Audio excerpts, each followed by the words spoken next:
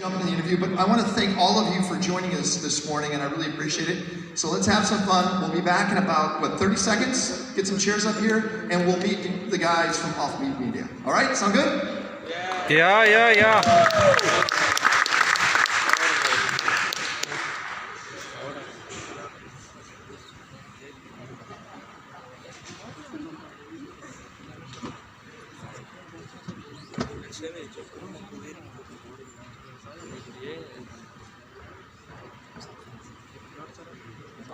That was just a test. Nice job, thanks. Do it again. We gotta do an instructions. So I just found out that that was a test roll. It wasn't even real.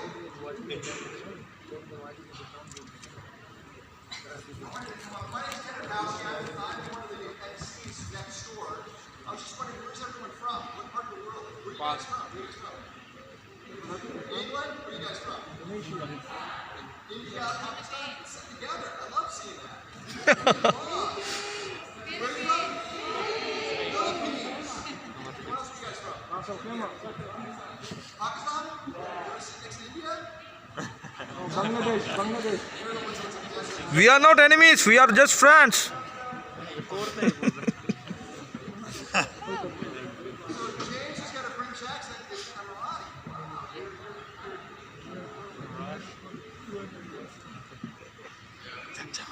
Emirati. Thank you.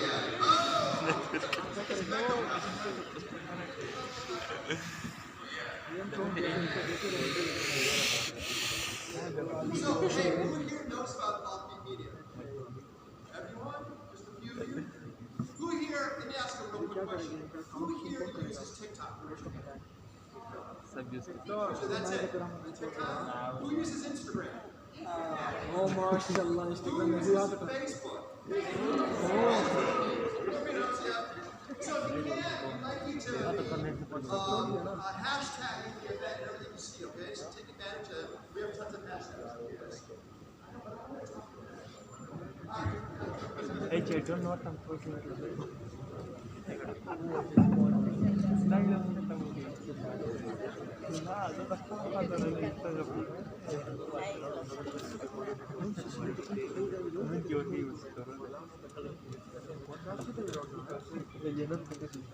Hey, it's Ken Rakowski, and I get the pleasure to introduce our next group of speakers. Actually, going to interview one another. Have you heard of the Offbeat Media? The whole idea of creating virtual entities, virtual, almost living things that are on the internet.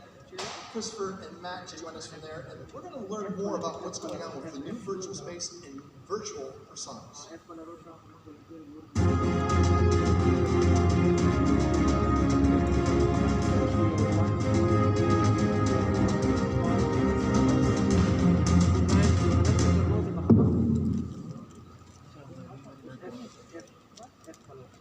Hello world, my name is Zero. I'm a virtual human living in some kind of bunker in the metaverse. Well, at least that's my interpretation so far. To be honest, I don't really know who I am or how I got here, but I know one thing. I have Wi-Fi and lots to learn. One of my favorite activities is browsing human social media. YouTube, TikTok, Instagram. There's so much content to watch out there. I've learned so much about humans and I'm becoming obsessed with their culture. It all makes me want to explore more. Oh, speaking of, I have this strange portal in the middle of my room that buzzes, glows, and spits out random objects. Just the other day, a VHS tape came through it. As you can see, I still have so much to learn and figure out, and so do you. Humans have so much more to learn about the metaverse and virtual worlds like mine. I want to thank you for coming over to say hello today, and on that note, I'll leave you with Christopher for a fun discussion on virtual humans, identity, and the metaverse. Thank you, and have a great day.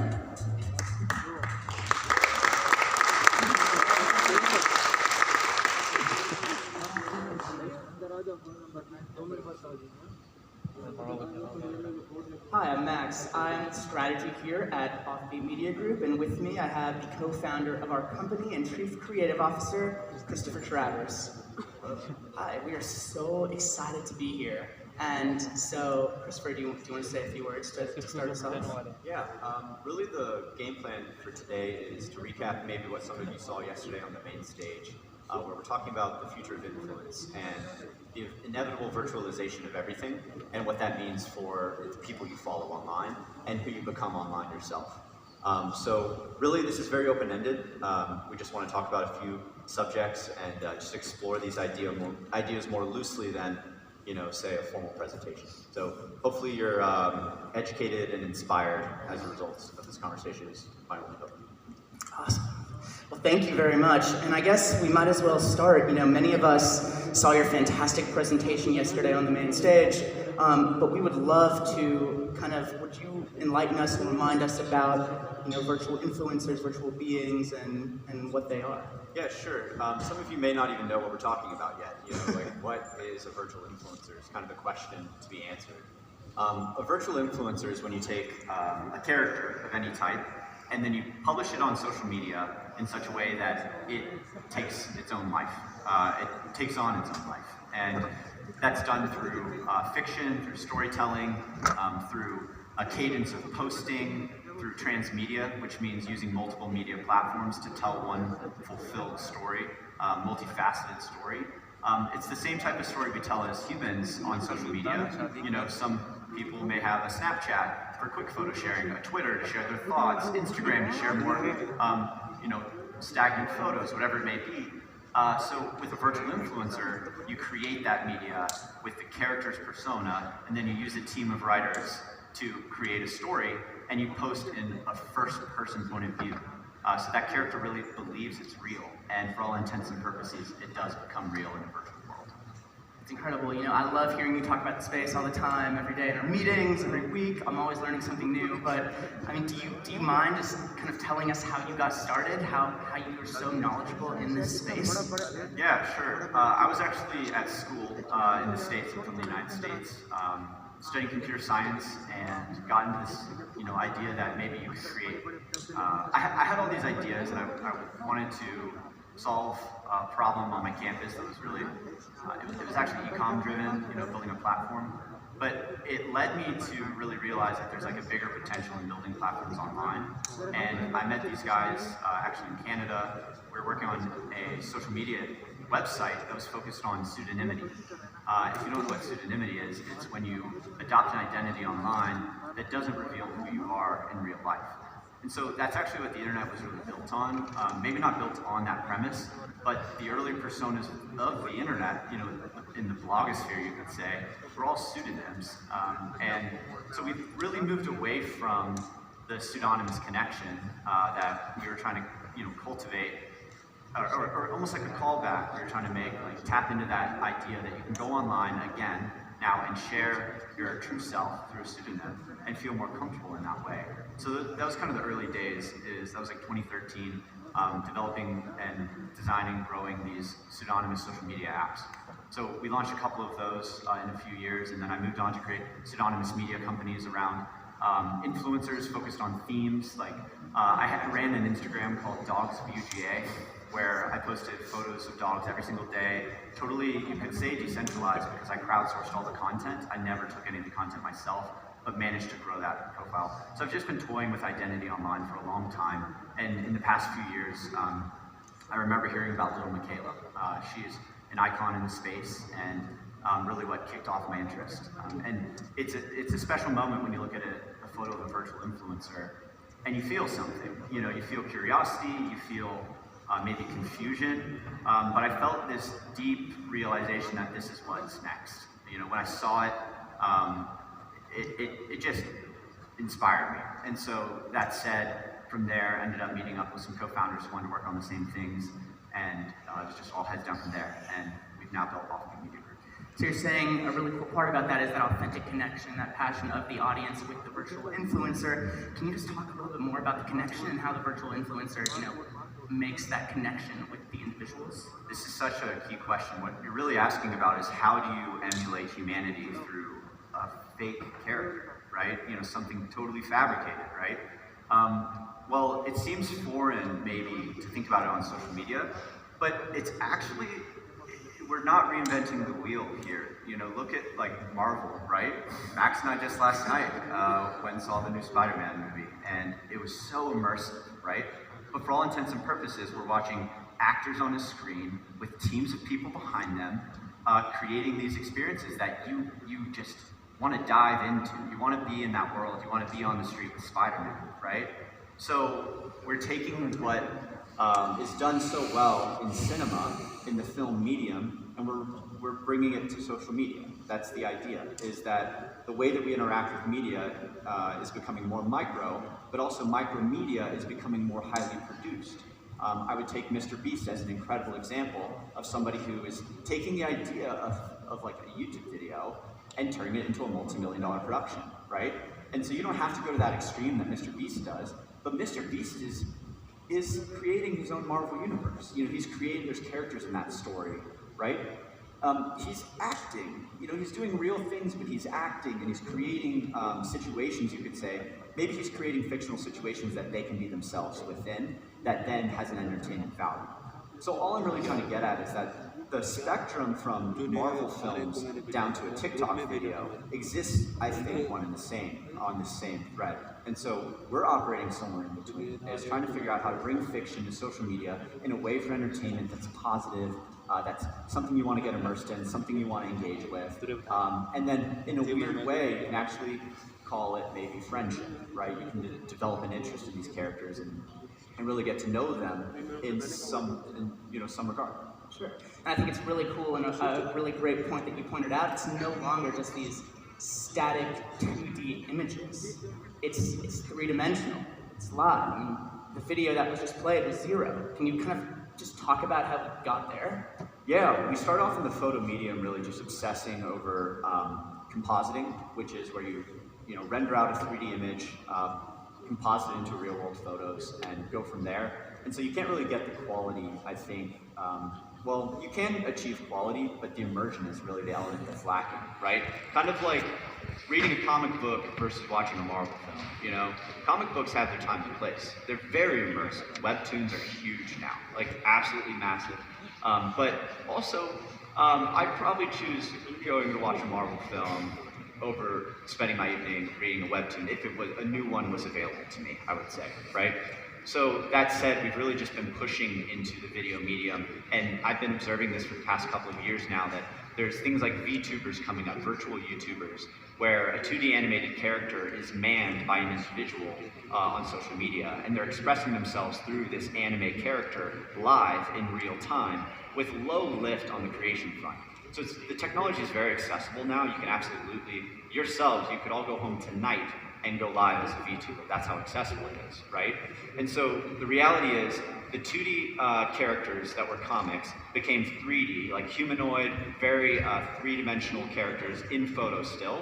But there was a breakout group of these hundreds of virtual influencer teams making 2D. I keep saying 2D, I really mean flat, you know, like composited imagery of 3D characters on social media.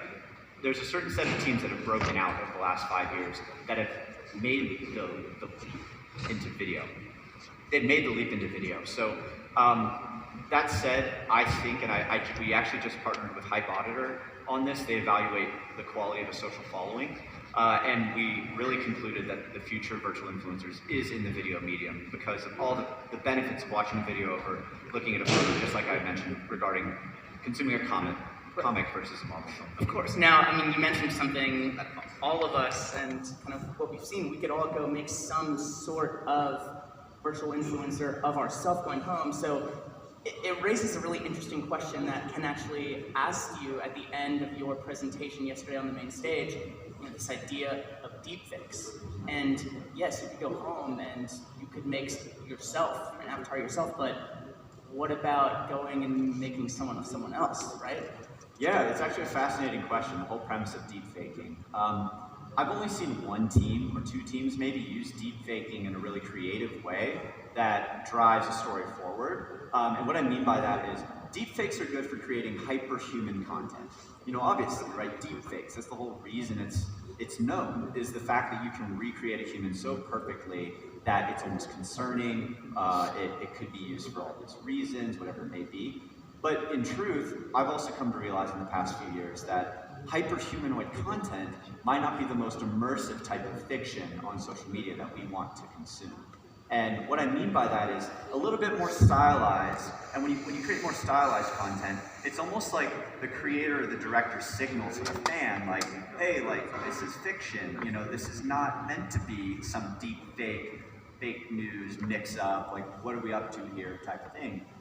So that's something that I've learned, and I've always been a fan of very stylized mediums, and so we focus ourselves on being more stylized. And you know, like Alita Battle Angel is a great example, right? Like, she's very humanoid looking, but they put big eyes, and I think she has some robotic elements that make it very clear within a second of seeing her that no, this is not a human. So deepfake media is very important to study and to understand and to detect, though. And we need to know what's been deepfaked or not.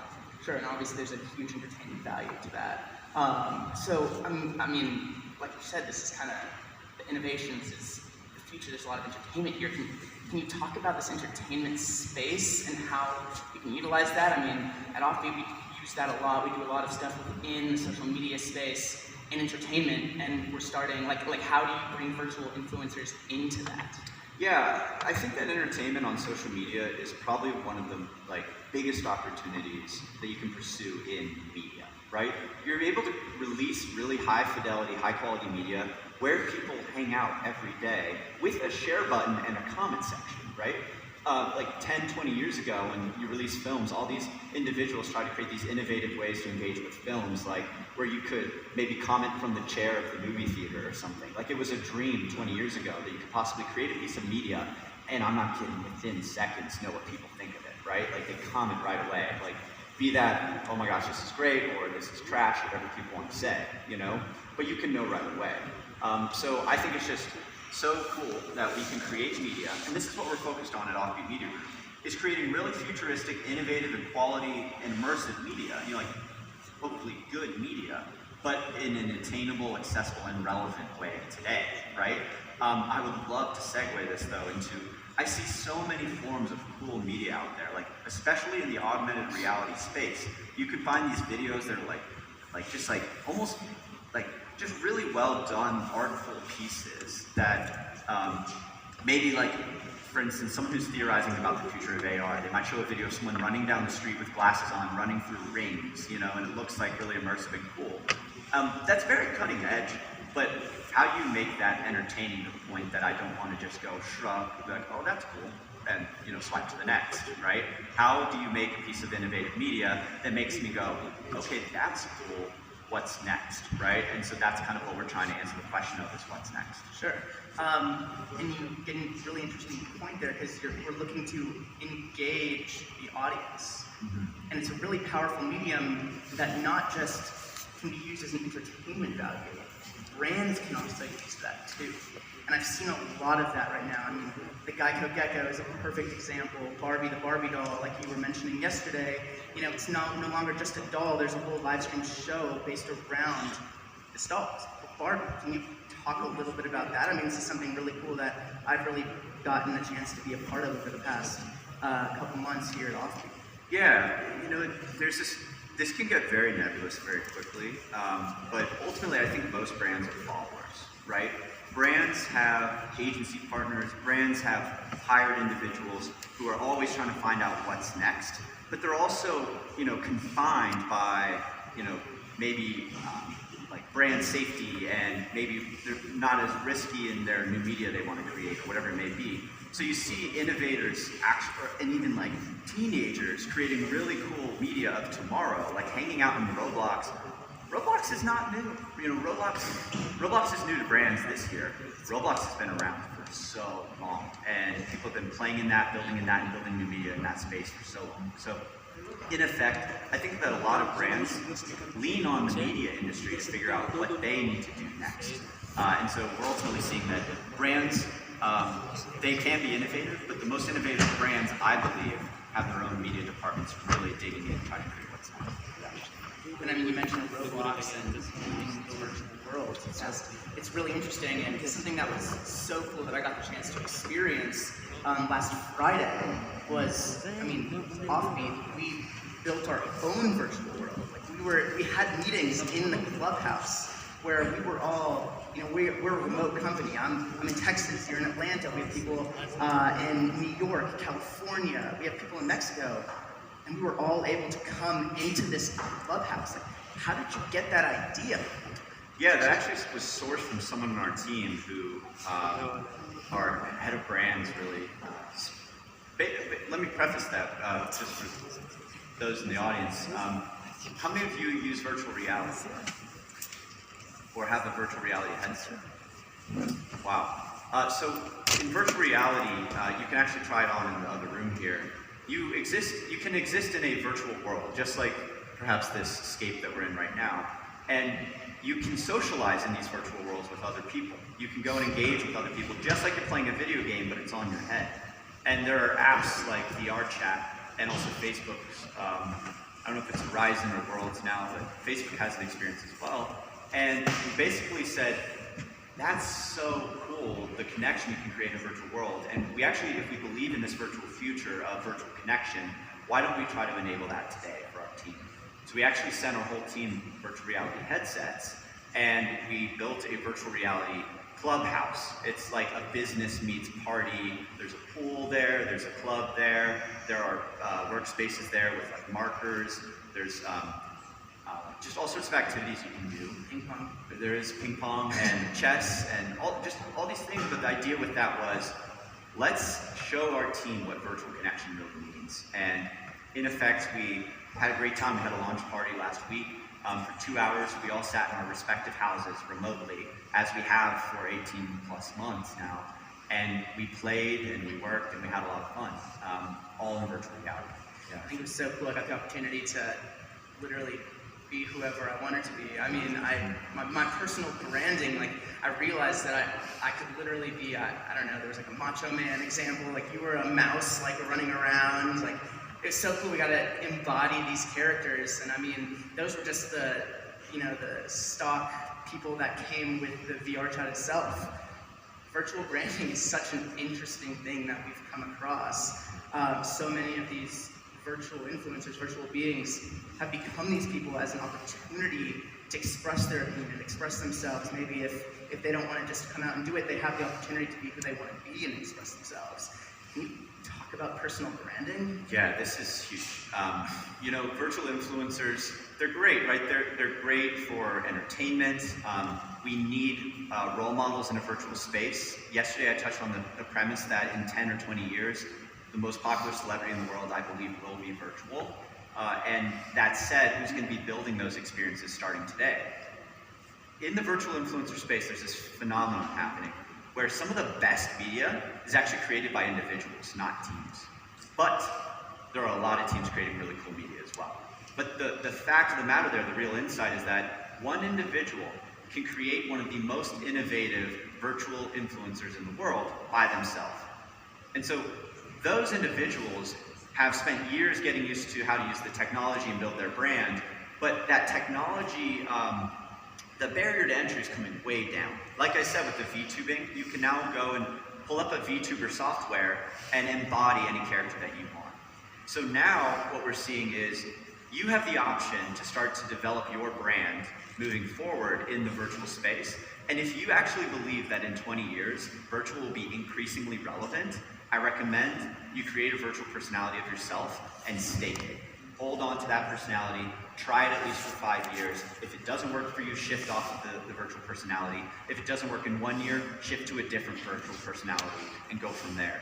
And I really believe that human branding will become way more virtual in the future, because just like I said, Max, dressed as a Macho Man, me dressed as a mouse, we're hanging out last week, having engagement. I would relate it to muting